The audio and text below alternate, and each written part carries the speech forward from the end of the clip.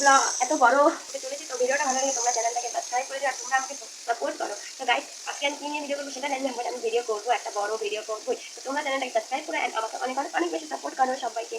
তো গাইস চলো এখন আমি রান্না করব, আর কি রান্না করব তোমাদের সাথেও আমি একটু শেয়ার করি।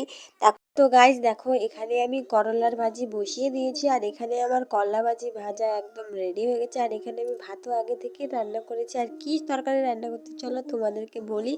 তো দেখো আমি তো তোমাদেরকে একটাই কথা বলতে চাই, তোমাদের যদি আমার ভিডিও ভালো লাগে তাহলে তোমরা একটা কমেন্ট করে সাবস্ক্রাইব করে কমেন্টে জানিও যে তোমার ভিডিও ভালো লাগে। তো চলো আমি এখন রান্না করি, তোমরা আমার ভিডিও দেখো।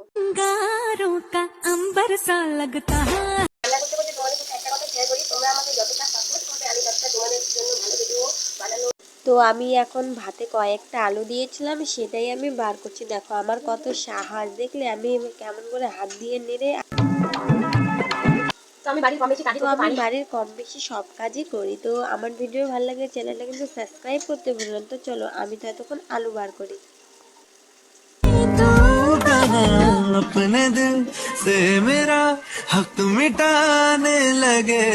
তো গাইস দেখো আমি সবজির জন্য এখানে কেটে নিয়েছি গাজর, আর এখানে হলো আমাদের বাড়িরই পুঁইশাক, যেটা তোমাদের আগের ভিডিওতে দেখেছিলাম। দেখো আমি সিদ্ধ আলু বের করছি, এটা আর কয়েকটা লঙ্কা যেগুলো আমি বেটে এখানে দেবো। তো ইন্ডাকশন আগে চালু করে এখানে কড়াই আগেই বসিয়ে দিয়েছি, আর খানিক এখানে তেল ছিল, তার ভাবলাম তো আর একটু তেল দিয়ে, আর তেলটা 5 মিনিট গরম হওয়ার পর এখানে পাঁচফোড়ন আর জিরা দিয়ে দিলাম। তেল আনি দিব কারণ আমরা নিরামিষ খাই, তাই তো পাঁচফোড়ন আর জিরা দিয়ে তেল আনি করলাম। তো চলো এখানে পাথরগুলো জল থেকে উঠিয়ে উঠিয়ে কড়াইয়ের মধ্যে দিয়ে দিলাম, আর কড়াইটা একটু বেশি গরম হয়ে গেছিলো, তাই এখান থেকে ধোয়া বাড়েছে। তারপর আর কি পরিমাণ মতন এখানে নিজের মতন হলদি দিয়ে দিলাম, তারপর এখানে লবণও দিয়ে দিলাম।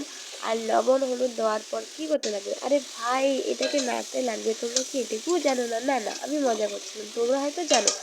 এটাকে নেড়ে চেড়ে ভালো করে তারপর এটাকে কিছুক্ষণ পুঁইশাকগুলো যেগুলো ধোয়া ছিল সেখানে আমি পুঁইশাককে আরও জল দিয়ে রেখেছিলাম। এখানে ধোয়া ছিল অবশ্য, বাট তাও আমি আরেকটু দিয়ে দিলাম।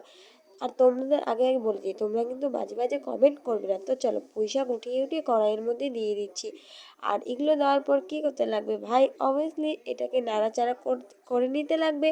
তো আমি কি চলো, তো আমি এখানে নাড়াচাড়া করে নেওয়ার জন্য রেডি হয়ে গেছি। তো দেখো আমি এখানে নাড়াচাড়া করে নিচ্ছি।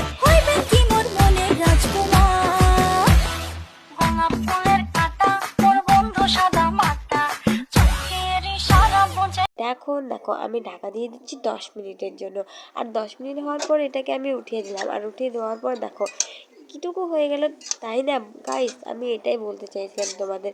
আর যে সিদ্ধ আলুগুলো ছিল এগুলো আমি ছেলে নিয়েছি। তারপর দেখো এখানে হাত দিয়ে একটু চিপে গুঁড়া করে দিয়ে এখানে তরকারির মধ্যে দিচ্ছি। তো আগে বলে দিই আমি কিন্তু বাংলা কথা বলতে পারি না, আমি আগেও বলেছি এখনও বলছি, তাও আমি বাংলা কথা দিয়েই ভিডিও বানাই। তো চলো এটাকেও আরামসে আমি নাড়াচাড়া করে দিই।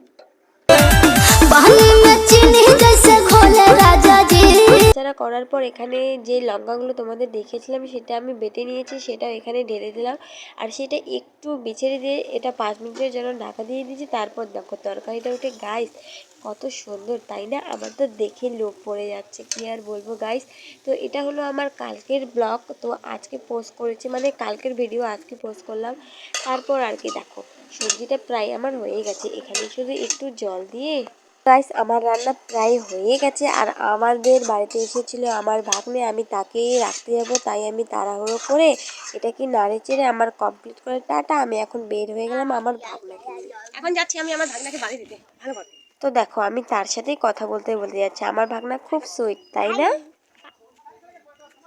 দেখো আমি বললাম যে ফোনের এখানে কিস করতে, ও আমাকেই কিস করলো। কি আর বলবো, আমার ভাগনা আমাকে খুব ভালোবাসে। আর দেখো আমাদের পিছনে খুব সুন্দর একটা জঙ্গল আছে।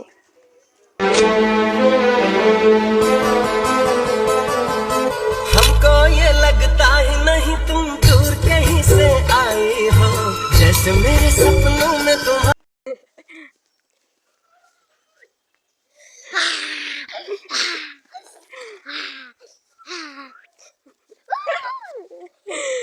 Guys.